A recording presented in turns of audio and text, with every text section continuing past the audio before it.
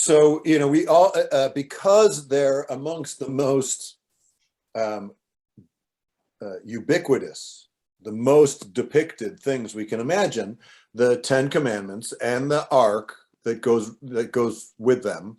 And really, I should say, not the Ten Commandments, but the tablets, the stone tablets on which they are written, and the Ark.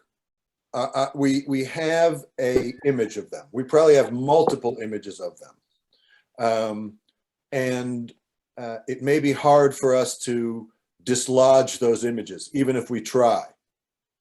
So let's try to just shake all of those assumptions out and just remind ourselves of our method, because this Beit Midrash has a method. And that is, there's a handful of very simple questions that we ask in order to understand the role that this object plays in the story. We ask, what is it? What's it made of? Who made it? Where is it? Is it singular, or are there many of them? Ordinary kind of thing or an unusual thing? When does it appear in our story? And then where is it now? What happens to it after it appears? And then where is it now? So we're going to ask all those questions about the stone tablets and what we call, the Aron Habrit, the Ark of the Covenant, because the tablets represent this covenant. They're the Shnei Luchot Habrit, the two tablets, Luchot, of the Brit, the covenant. And that will kind of inform our understanding of them too. Okay, good. Any comments, questions before we jump right in? Okay, good. Here we go.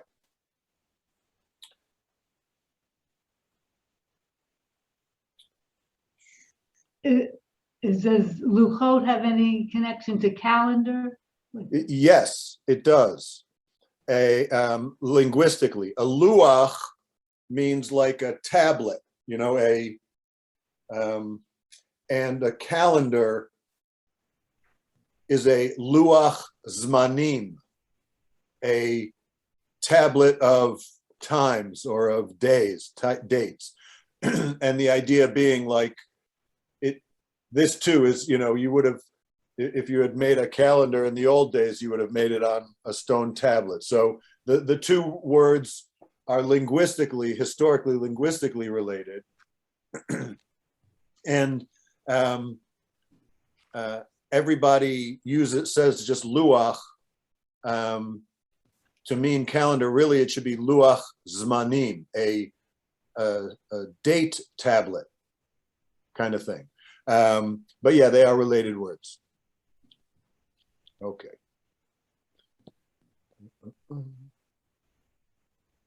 All right. So someone want to read our first text? This is from Exodus 25. And first we're going to look at the ark before we look at the tablets. So first the ark and then the tablets.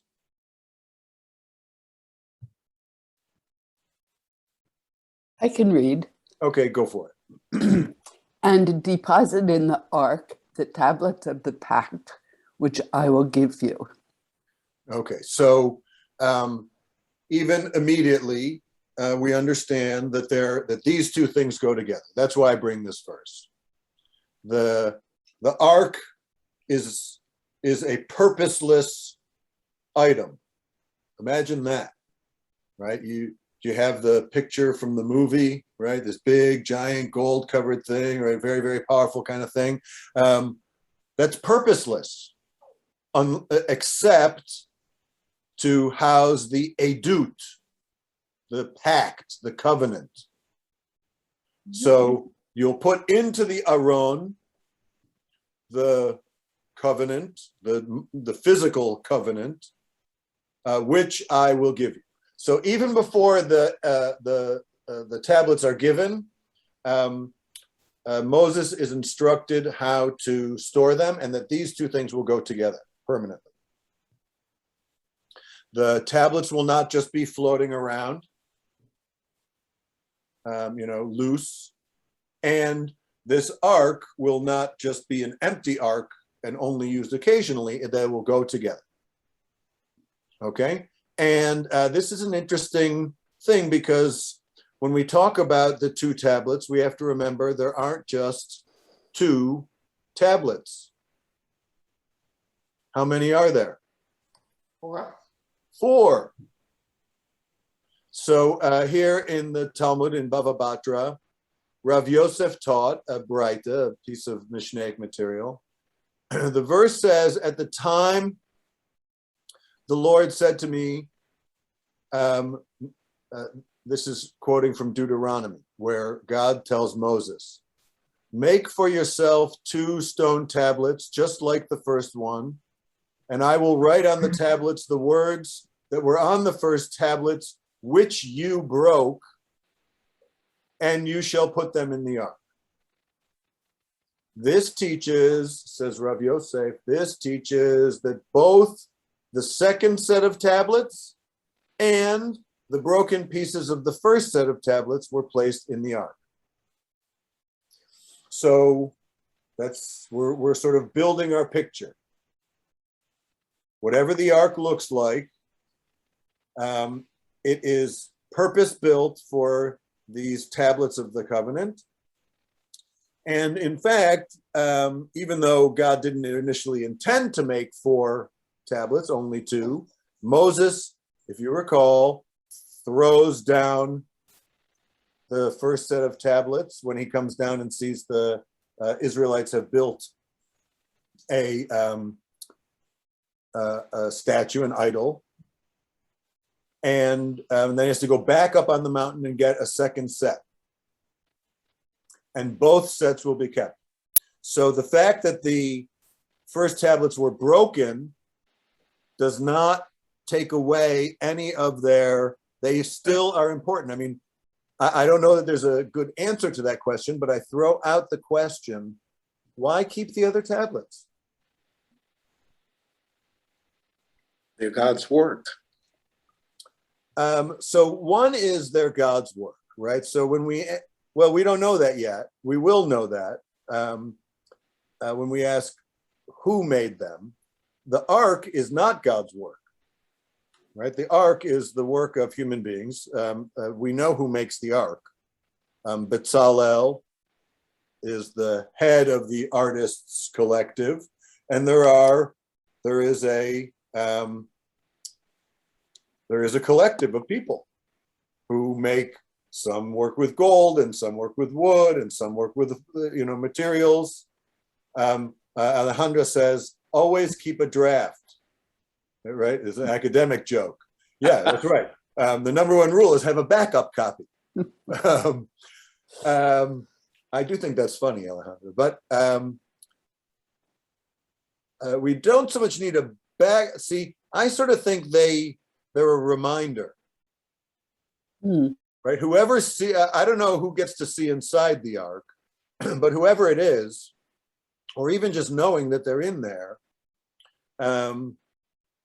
we know that, we built, it's a reminder of the idol and of the sin, of the forgiveness for it, of the continued covenant, that even such an offense, though it broke the tablets, can't break the covenant, right? I mean, there's a whole complex set of things with hanging on to the previous one that was broken. Maybe it's a metaphorical lesson. Don't dismiss brokenness and set it aside. It has its own value. Yes, Suzanne. Well, in the second one, they talk about luchot, or broken luchot, but in the first one, they use the word edot, which Right. you translated as pact, but doesn't it mean witness? Yes, aid. Good. So these words are related. Edut and brit are related. An edut is a testimony. So it's like Right. a first-hand, it's your provenance there. Right. Well, here, Suzanne, you are the sovereign and I am the servant, right? And we make a pact, you and me. I will serve you and you will protect me. Right? This is sort of a classic king-nation kind of pact. We will have you as our king, and you, king, will provide for us what only a king can provide. Okay? So you, Suzanne, you have to put that in writing. Right? If we're going to assent to your sovereignty and bend the knee, then you have to say, you know, what do I get for it? Right? Like, what's in it for me? Right? What's in it for the nation? And you will say, I am God. You will have no other gods. Keep the Sabbath day. These are my expectations. And of course, God will liberate you from Egypt and protect you and bring you to the land that he promised Abraham. That's kind of our deal in a nutshell. It's a little more complicated, but you know, that's it in a nutshell. So the edut is the physical testimony, is the thing that bears witness to the pact. The edut is a theoretical thing embodied in these two tablets. So when he says the pact, the covenant, the tablet, you know, the Torah means both the object and the thing to which it points. Right? Because one of our basic premises, I'm really glad for your question, Suzanne, because one of the basic premise of this class is that objects contain meaning. They're not just objects. They carry meaning. This box isn't just a box. And then any box would do. It not only carries these stone tablets, it carries some meaning. It has meaning, as we will see. So yeah, luchot really describes the physical object, these two pieces of stone, let's say two stone tablets, which represent are the physical manifestation of the edut, the pact. Okay, let's push ahead a little bit. All right. Someone else, Vayisu Mehar. This is from the book of Numbers. We're still talking about the ark still. Like, what happens with the ark? Where is the ark? We build this ark. It's built by people. We know what its purpose is. So where is it? Yeah, Ella. We can't hear you. We can't hear you, Ella. Okay. There we They go. marched from the mountain of the Lord a distance of 3 days. The ark of the covenant of the Lord traveled in front of them on that 3 days' journey to seek out a resting place for them. Okay, so what's the mountain of the Lord? That's Sinai. That's right. So remember, they spend a decent amount of time encamped at Sinai before they venture out. Moses is on the mountain 40 days, 40 nights, et cetera, et cetera. They're not there just for a day or two. So they're at Sinai for a significant amount of time before they start the wanderings. And so they have, and they of course have to build these things at Sinai. That has to take some amount of time to procure the materials, et cetera, and to build these things. But when they go from Sinai, where is the ark? It's in front of them. It's in front of them. Why is the ark in front? What do you put in front The leader. The leader. You put the leader in front.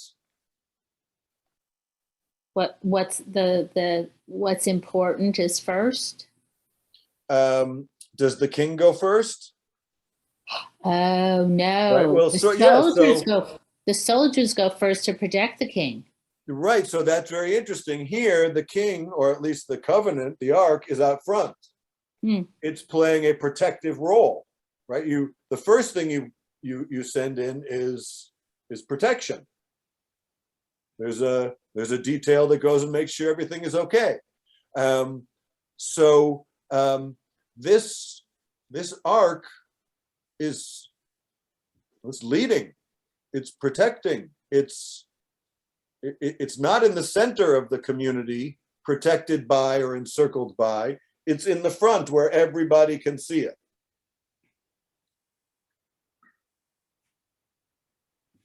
And it's leading, traveling with them, going before them to find what's next. Okay, so now let's talk about what this ark is actually made of. What is this ark anyway? They shall make an ark of shittim, acacia wood, 2.5 cubits long. Okay, wait, let's talk about cubits for a second. Okay, let's talk about biblical measurements, right? What's a cubit? A cubit is A forearm. right, the tip of your finger to your elbow. So from here to here. And obviously, different people's cubits will be different from other people. They're proportionate to your body, right? So if you're taller, you'll have a longer one. If you're shorter, you'll have a smaller one, generally speaking. So we have to have some standardization of measurement. In the old days, it would have been, the king's cubit, something like that. Or they would have measured something and then had an official stick that was the official measure. Early on, both in the Talmudic period and then subsequently in all the halachic literature, there's an ongoing and pervasive effort to identify quantities.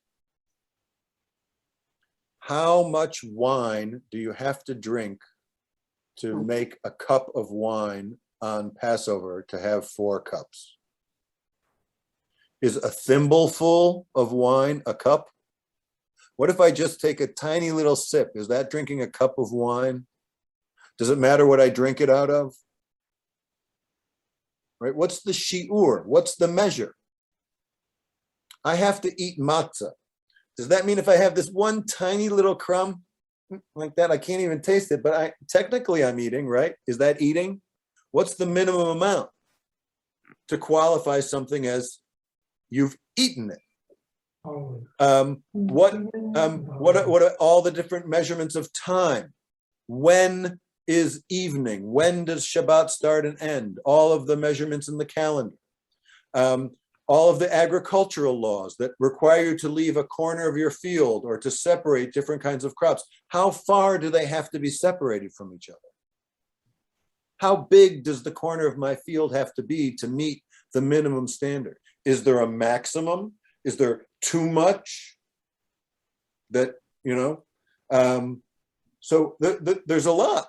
Turns out you need to know some math to understand the mitzvot.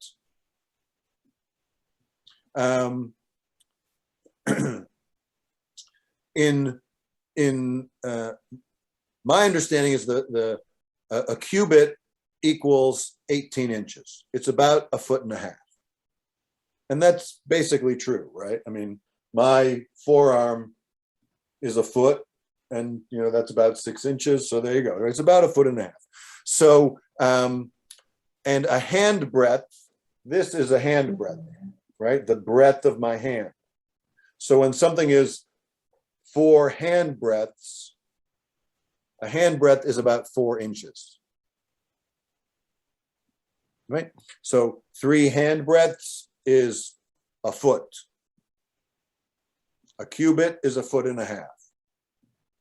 Okay? We'll get into volume measures when we talk about Passover and other things like that. Right now, we're only interested in size, not in volume. Okay. So this ark is going to be 2.5 cubits long. So 2.5 cubits is about 4 feet. 45 inches. Right. So it's just shy of 4 feet. Okay. Picture a yardstick and a little more. In other words, it's not huge. It's not the length and size of a human being. It's like a camping trunk. You know those old school trunks from summer camp? One of those, a steamer trunk. And it's going to be 1.5 cubits wide. So that's just a little over 2 feet. So like a little under 4 feet by 2 feet and 1.5 cubits high. So it's a rectangle. The 4 sides are even, and then it's longer than it is around. And it will be overlay it with pure gold inside and out. And, okay, so you picture, it's a box, right? So it's got, it's hollow on the inside. And all of the exposed surfaces are covered in gold. Inside the box is covered with gold, as well as outside. And you'll make upon it a gold molding, right? In other words, like around the top and around the bottom, like a molding on your walls. Little quarter round molding. And then you'll cast. So somebody has to know how to do metal casting, right? It's not just overlaying, which is veneering or plating something is a little different than casting something. So you have to cast gold rings and attach to its 4 feet 2 rings on one side and 2 rings on the other.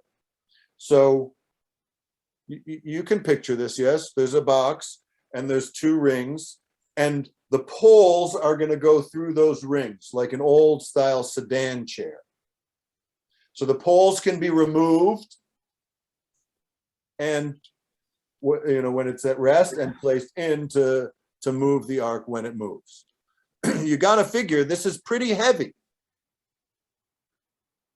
right? Gold plated, 4 feet by 2 feet by 2 feet, plus it's acacia wood.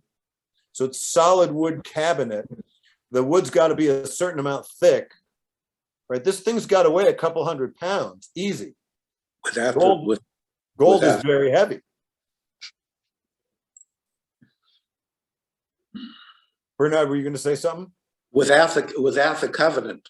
Right, and that's without the 4 large stones that are going to be inside of it. So it's I don't know, 400 or 500 pounds. How much? I mean, this is a heavy object. 4 people have to carry it. We'll make poles of acacia wood. By the way, those poles are going to be overlaid with gold. And then the poles go into the rings for carrying the ark. And interestingly enough, even when the ark is at rest, the poles shall remain in the rings, they shall not be removed from it.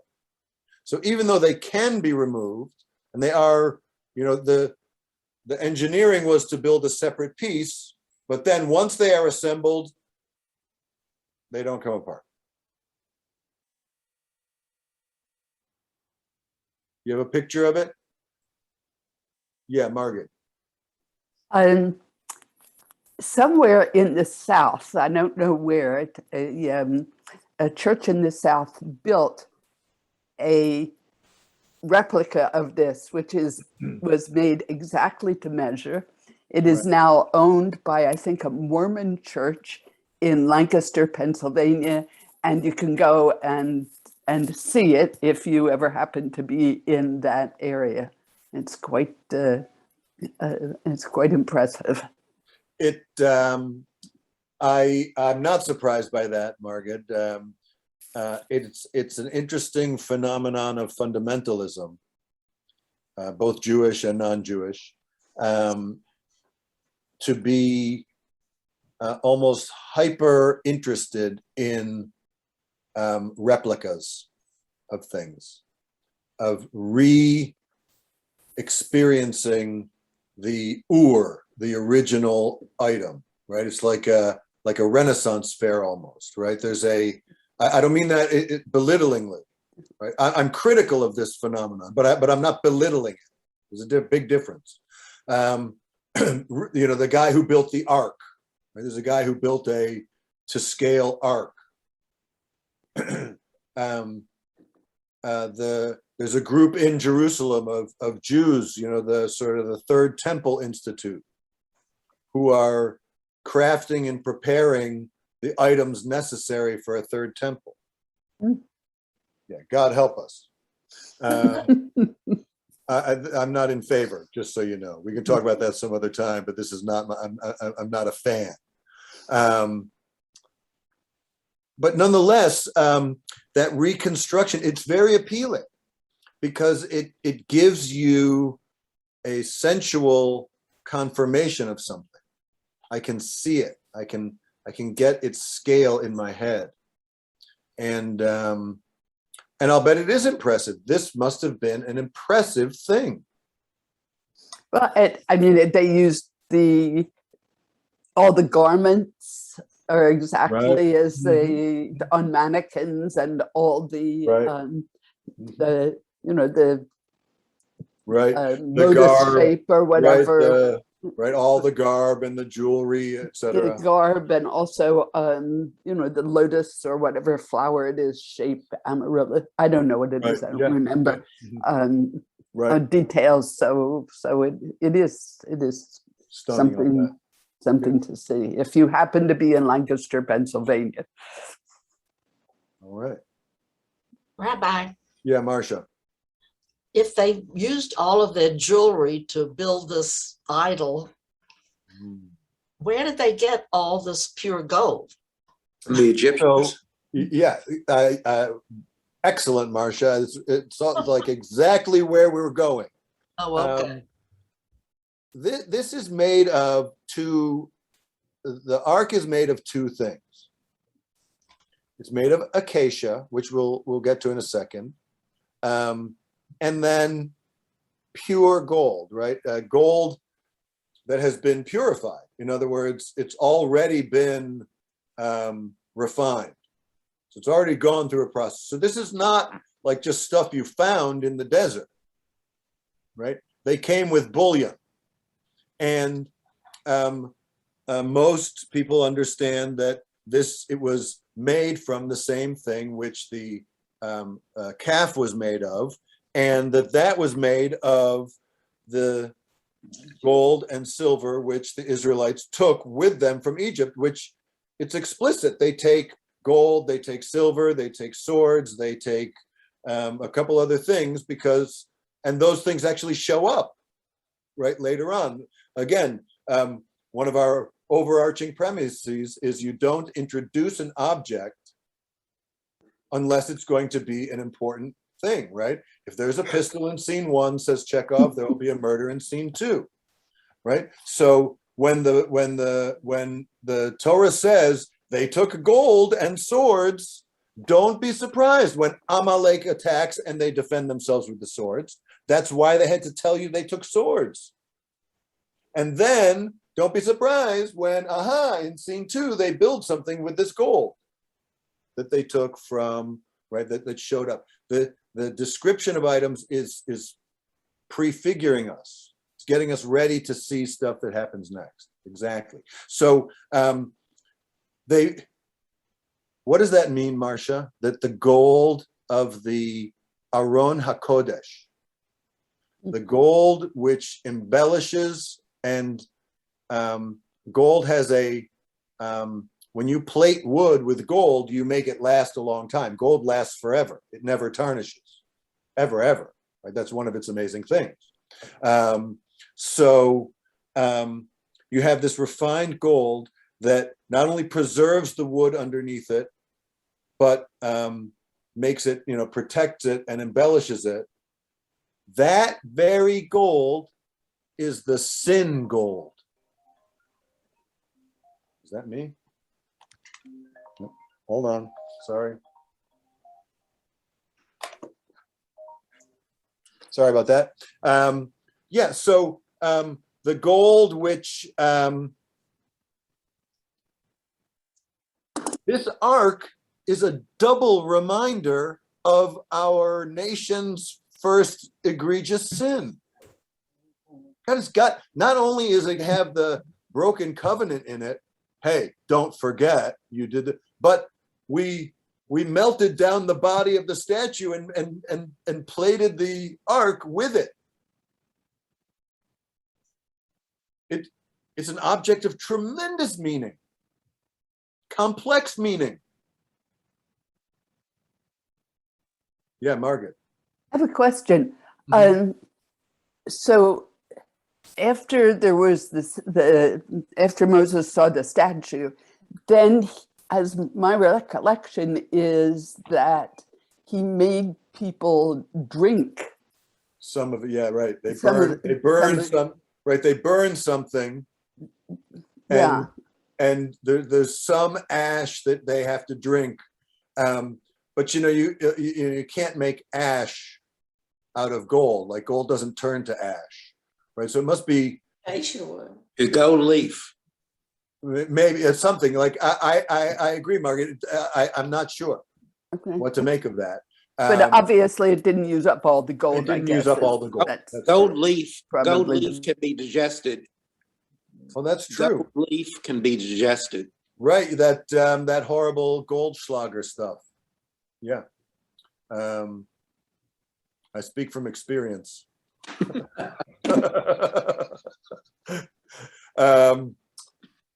Interesting.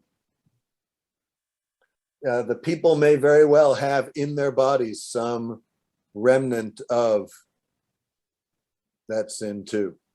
And imagine what it must say to you if you're one of the Israelite generation of the Exodus, when you see this ark traveling out in front of you.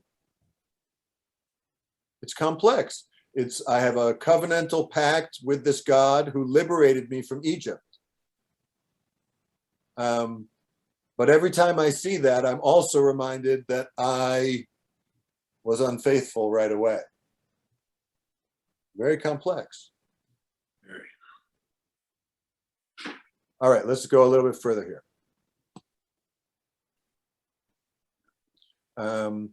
Here's Rashi on these verses. Within and without, you shall overlay it with gold.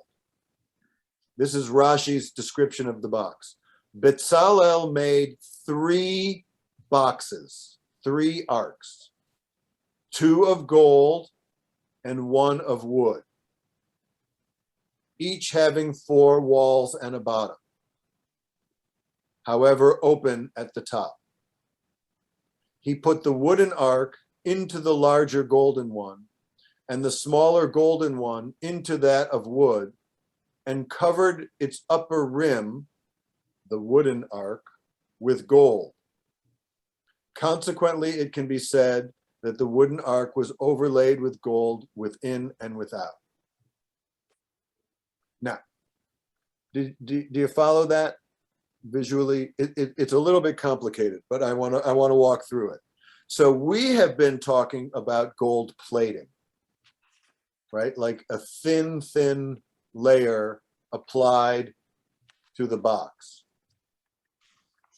But Rashi is proposing, and I suspect it's simply because Rashi doesn't know anything about gold plating, wooden boxes. I mean, he was a farmer, not a jewelry maker or anything. So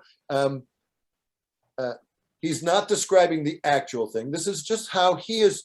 When it says outside and inside, do you remember last time we asked, what's bothering Rashi? Something's bothering him. When you have a decorative box, you generally don't decorate the inside of the box, the same way you decorate the outside of the box.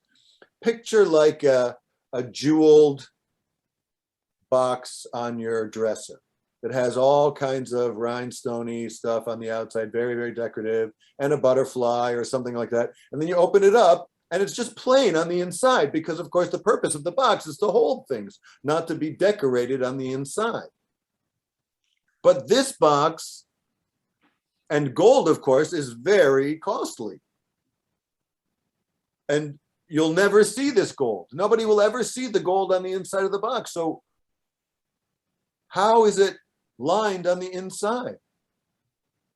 And what he pictures is actually like one of those stacking sets, you know, those children's toys that are all the same Dolls. shape, No. right? Or that's right, or the matrushka. Mhm. Matrushka, is that what it is? Yeah. Right, it's all the same shape, and one fits inside nesting, as it were. And then, so like, that's interesting. And then the only place where you see wood and not gold, so the wood gives some structure to the inside, but the only place you see it is at the top. And then the trim is also a bar almost of gold across the top to seal it up. I brought this, I thought this was interesting. This is from, there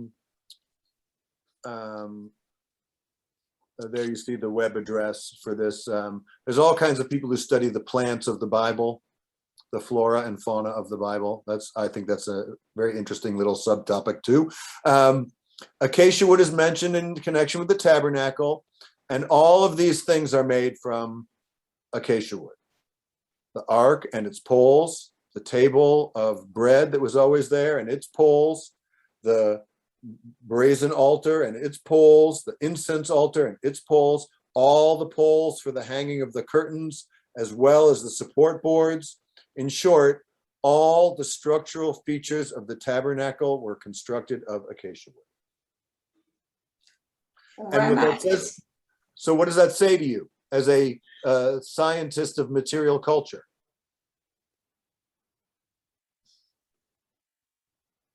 It says they were interested in the longevity of this thing. This was built to last. This was built out of strong material. The ark is built out of the same thing the building is built out of. Right? This is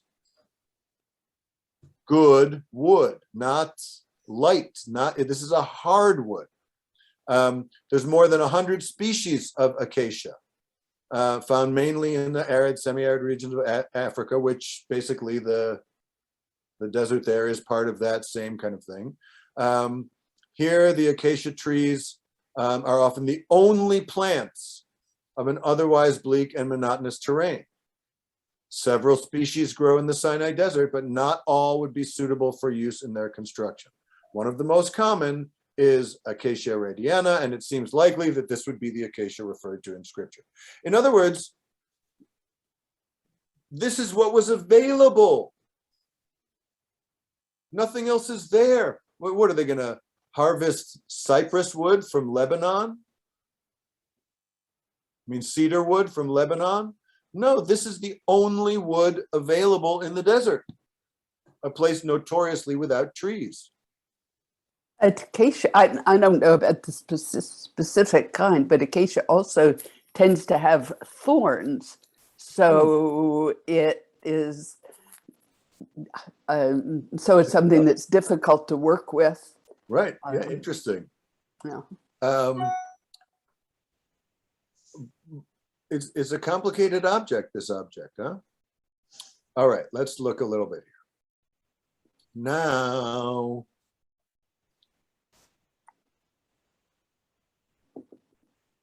Moses wrote down this teaching and gave it to the priests, the sons of Levi, who carried the ark of the Lord's covenant, and to all the elders of Israel. Why am I bringing this verse here? This is one of the last verses in the Torah, Deuteronomy 31.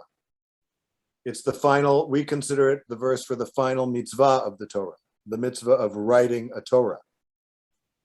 Vayichtov Moshe et HaTorah. Moses, the last thing he does is he writes the Torah.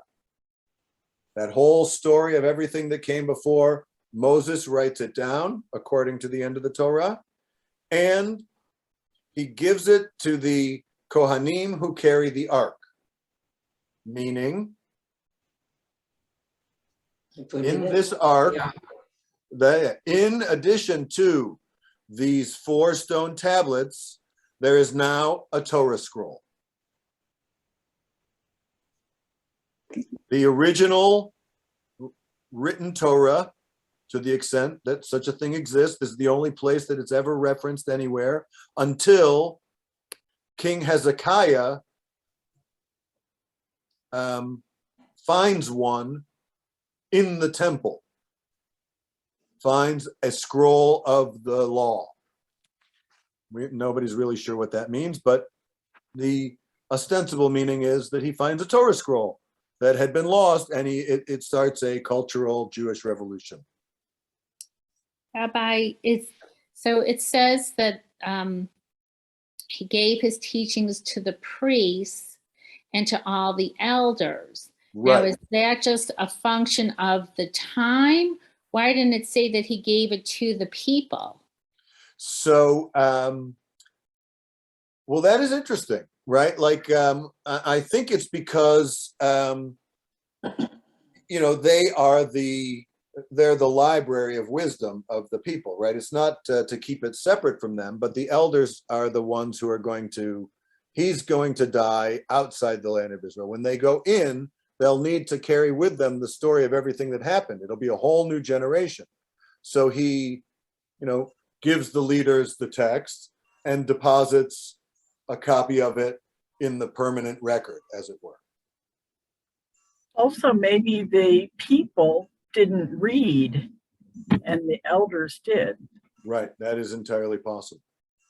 well, that's what I meant about it being a function of the time. Right, yes, correct. I think that's possible. We don't really know. This is really all we know about it. Didn't he give verbally all the people the contents of the Torah? Yes, so this is at the very end of reviewing that Bernard, right? It's Deuteronomy is the big public re-recitation of the law. Just so you all know, here's all of the law. And he repeats it.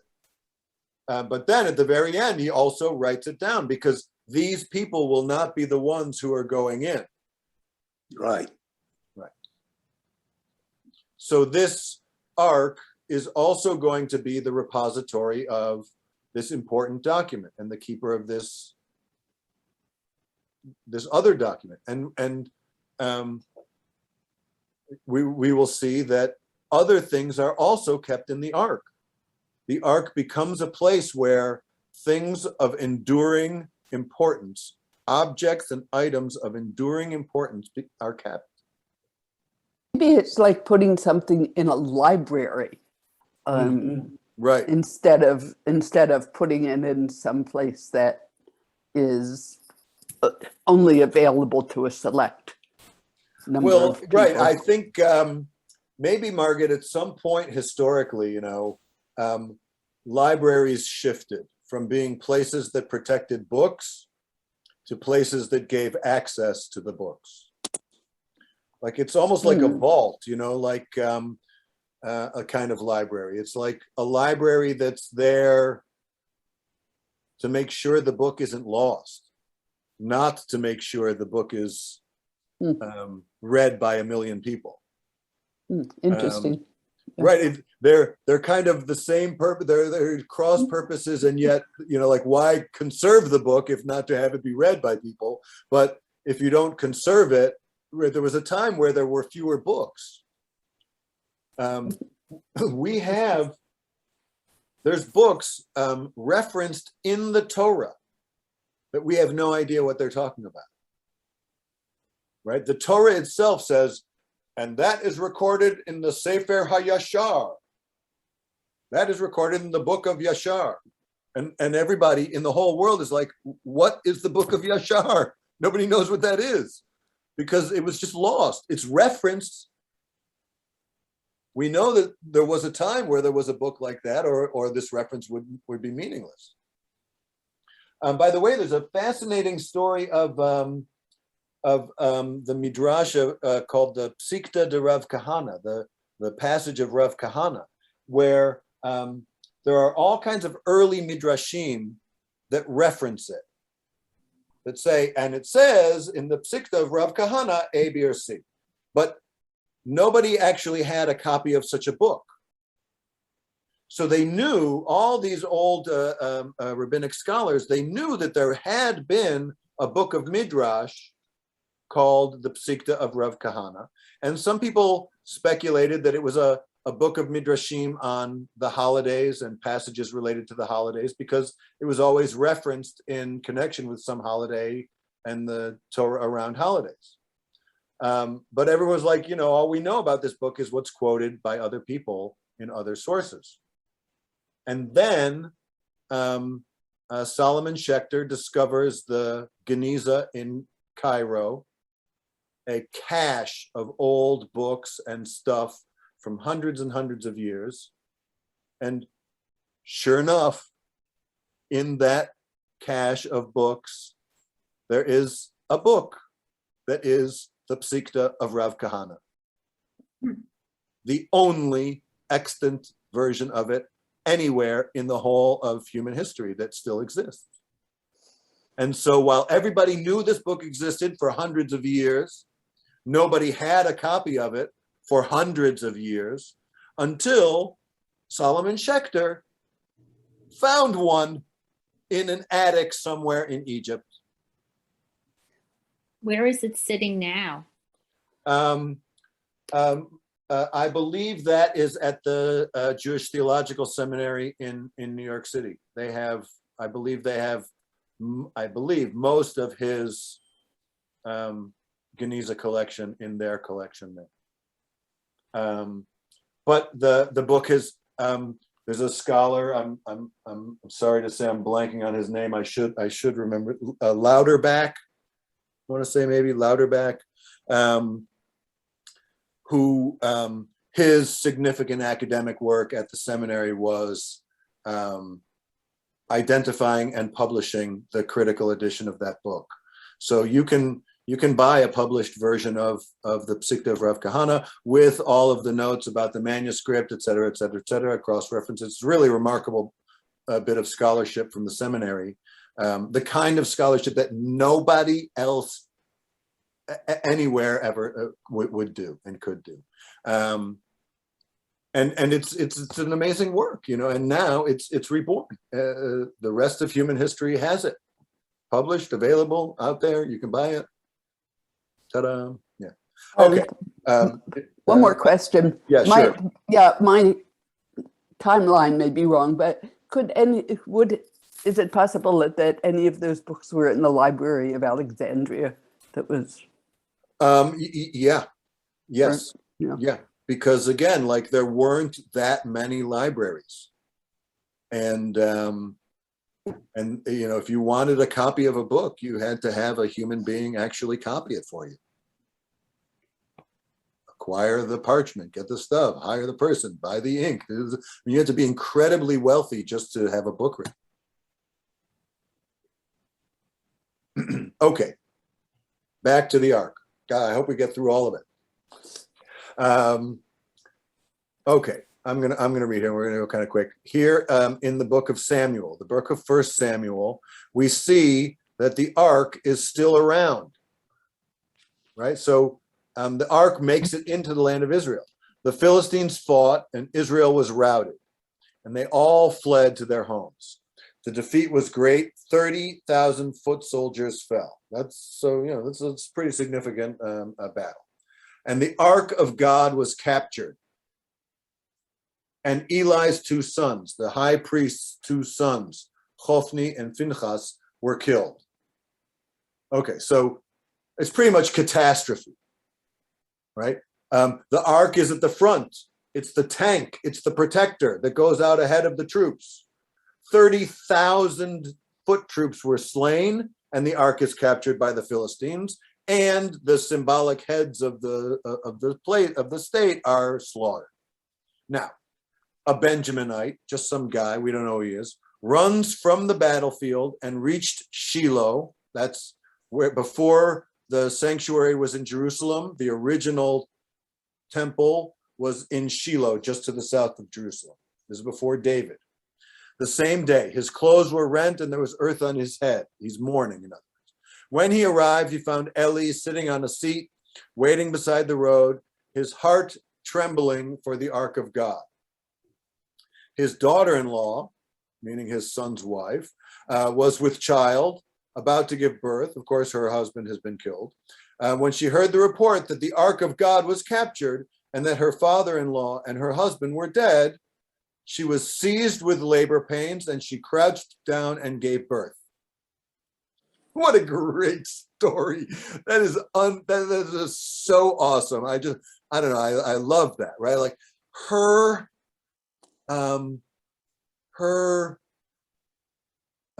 passion about the ark was so great. Now, granted, she also heard this terrible news, but they make special note that she was like disturbed by the ark was captured. So much so that, boom, right then and there, she gave birth, which could not have been a pleasant experience, right? I mean, this is like it's like this trauma experience. And as she lay dying, the woman attending to her said, "Do not be afraid, for you have borne a son." But she did not respond or pay heed. God, that's remarkable, because she's dying and she just gave birth to the son, but she doesn't pay any mind to it. And then in her dying breath, she names him Ikavod. Ichabod. Do you know what Ikavod means? It means no honor, no glory. Meaning the glory has departed from Israel, which, in case you didn't know, the author tells you refers to the capture of the ark of the God and to the death of her father-in-law. She said, the glory is gone from Israel, for the ark of God has been captured. Her husband has just died. Her child has just been born and she is dying. She names her child, like it's like naming your child Misery. In her dying breath, out of despair for the ark. Talk about an item of cultural importance. Can you think of any item in the whole wealth of our material culture that if you saw it destroyed or heard it was destroyed, you would be so distraught?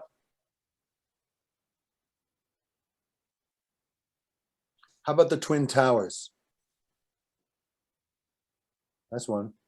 It's that scale of thing, I think. That when you think of it, it's traumatizing.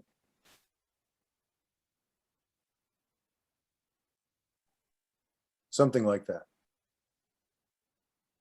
The Lincoln Memorial. The Lincoln Memorial, right? Can you imagine what would happen? I mean, what would happen if that were destroyed? If the Liberty Bell was seized by the Chinese? I don't know, like that's kind of preposterous, I know. But that's the scale of the cultural reference that we're trying to get out of this. This object is the object of intense veneration. Even decades, generations after Moses.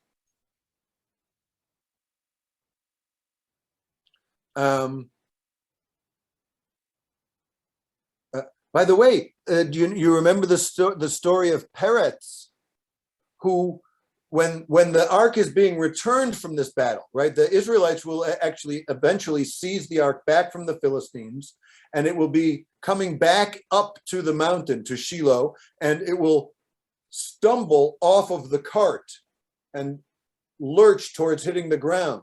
And some guy reaches out to stop the ark from hitting the ground and touches it. And he is immediately killed by God's divine hand for touching the ark. Even though he was defending and protecting it, doesn't matter. You touch the third rail. It's like a rod of plutonium, that thing. You saw the movie, you open it up, your face melts. This is a one-of-a-kind object. You're not even allowed to touch it. Not even for a good purpose. It still drives that story forward. They killed this guy, literally generations after. All right, I'm sorry, I want to rush a little bit because I see our time, and I do want to get to the tablets because they're even more amazing than the box.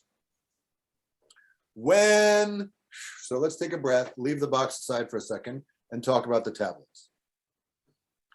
When God finished speaking with him on Mount Sinai, God gave Moses the 2 tablets of the Edut, the testimony. Stone tablets, okay, so they're made of rock, they're stone, even, ketuvim be'etzba Elohim, carved or written with the finger of God. That's the only thing in the whole of the Torah, in the whole of the universe that I know that is described as being written by the finger of God. These 2 rocks with these 10 speakings on them are truly unique items. Who made them? The Almighty. God made them. People made the box, and touching the box kills you. And you got to figure that's because of what's in the box. And what's in the box is the only object in all of human history written by God's own hand. That's pretty remarkable. Moses now turns down. But I want to know even more about those rocks. What kind of rock is it? How did it look? How did God carve on it? What language was it written in? How big are these rocks after all? I mean, are they this size, like this kind of tablet, right? Or are they like you see in the movie, right? Like big, you got to, you use your whole body to carry them. But they got to fit in the box. Well, they can't be longer than 4 feet. Right. That's correct. And they can't be wider than 2 feet. And actually a little less than that, because if we accept Rashi's measures, there's a box inside, right? You have even less. You lose an inch on each side, right? Moses turned and went down the mountain, bearing the 2 tablets inscribed on both their surfaces. Well, that's interesting. So these are written on both sides of the tablets. They were inscribed on the one side and on the other.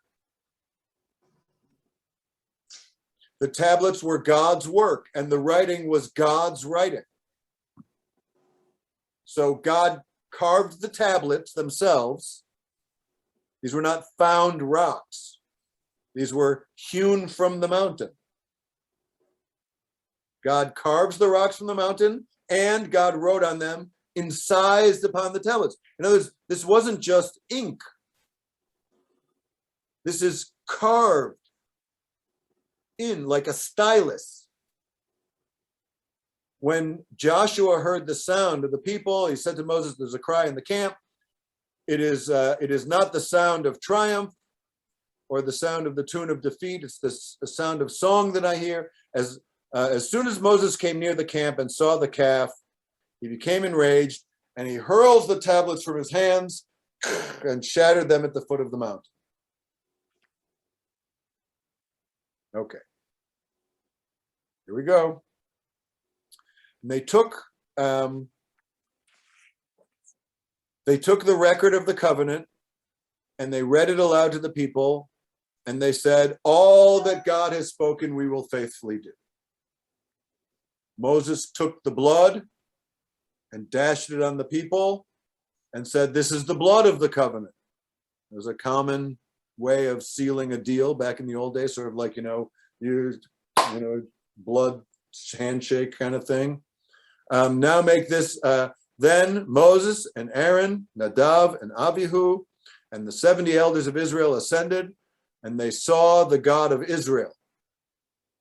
And under God's feet there was the likeness of a pavement of sapphire. What color is sapphire? Blue. Blue, a deep blue. Can you picture a sapphire? It's a gemstone, like the very sky for purity. So it's this beautiful sky blue vein of sapphire in this mountain, a pavement, right? Here I am, there's God Almighty, and in front of us is this pavement of sapphire. So if God carves the tablets out of the mountain there, God is carving the tablets out of sapphire. Yet he did not raise his hand against the leaders. They ate and drank, right? They get to live. Come up to me on the mountain and wait, and then I will give you the stone tablets with the teachings and the commandments which I've inscribed in. So look here. Here's some examples, right? I just searched the 2 tablets. So this is kind of like the de facto thing, right? Like they look like this. There's no indication anywhere that they were rounded. That's just some artist's interpretation. This kind of looks more like what you would think it is.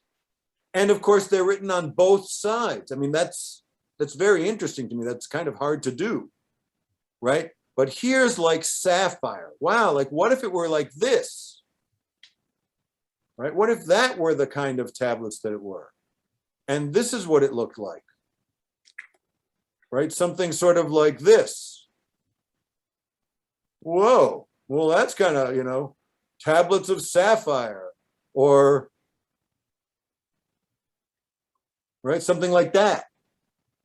Maybe it looks like that.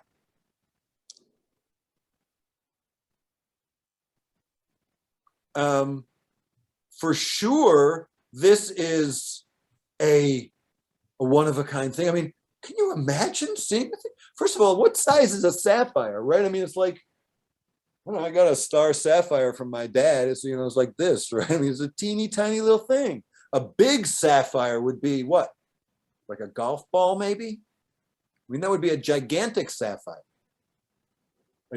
One that's the size of a 3x5 card. Gee, that would be like unheard of.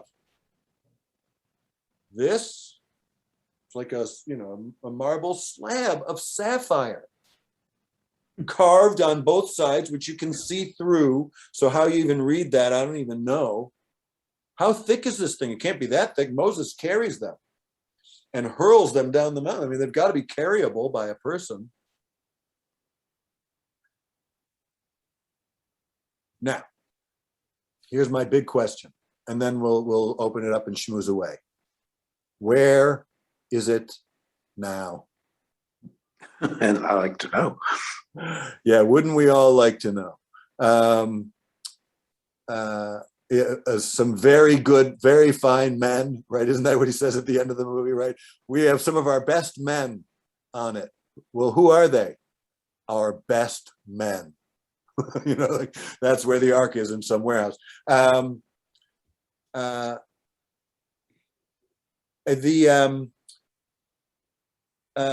we know that it goes into the land of Israel. We know that it gets to Shiloh.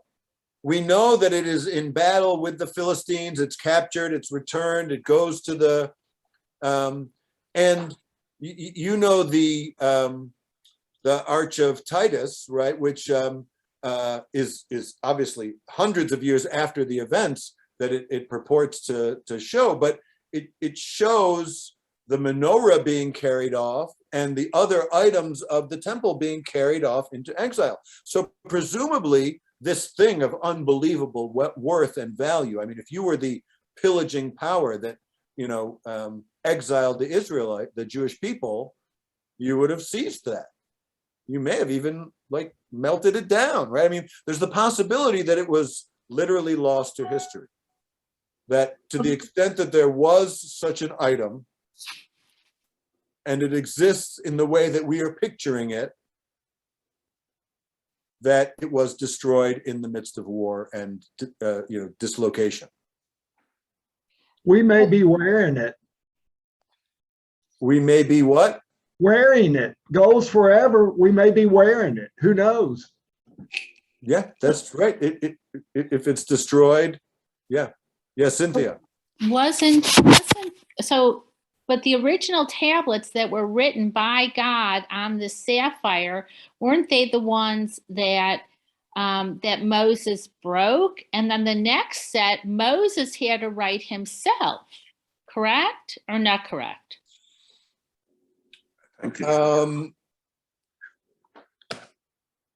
I think God writes them both. He does. Okay. I think God writes them both. I could go back and look more carefully at the thing. I think it's the responsibility that's placed on Moses' shoulder is for breaking them, which he's right. But he's then not exactly rebuked for, but God does sort of remind him that he did it. Okay, but I mean, this is an odd remembrance, but this was the parsha. I remember nothing in my life. This was the parsha that my daughter had for her bat mitzvah. My daughter is now 36 years old. So it was some years ago. I could be remembering incorrectly, but I think that her devar on her parsha was about when you make something yourself. And so, I mean, maybe I'm twisting it in my mind. I'm gonna show you. We're Okay. both right. We're both right. What? How can that be? Here's the verse in Deuteronomy. Hew for yourself 2 tablets of stone like the first. So Moses is going to have to mine the material, carve the stone, and I will write on the tablets the words that were on the first. Got it. Which you broke. Got it. Yes, thank you. That clear. That's excellent. Thank you. That's really good. In other words, the writing is the power inheres in them with the writing, right? Not the stone itself. Right. But by carving into it with his finger, God energizes the stone, and in that way energizes the ark and all of its associated stuff that happens. Yeah, cool. That's great. Thank you. Look, where the actual ark is, we don't know. But I would direct you to the website of Temple Bethel in Birmingham, Alabama, for you to look at the Aron Kodesh, at the Ark of the Covenant, which we have in front of our community in our synagogue. And right there at the very top of the Ark, you will see a depiction of 2 tablets. And then when you go into the Kimmerling Chapel and you look at the Ark in front of the room with the scroll that was written in it in front of us, leading us, guiding us towards our next place, you will see at the top of that one also, there is a little thing of 2 tablets with the 10 letters on them like that. And if you go into almost any synagogue anywhere in the whole world and you look in the front of the synagogue, there is an ark and there is Torah in the ark and it is embellished and decorated, and there will probably be a depiction of the 10 commandments either on the doors of the ark or above it, or on the Torah scrolls themselves. The Ark of the Covenant is located in every synagogue. It is no longer a single object housed in the temple. It is no longer, it is still venerated, but it is no longer harmful. Its half-life is over, and it has been thoroughly democratized, and every community has it. It's in the front of us.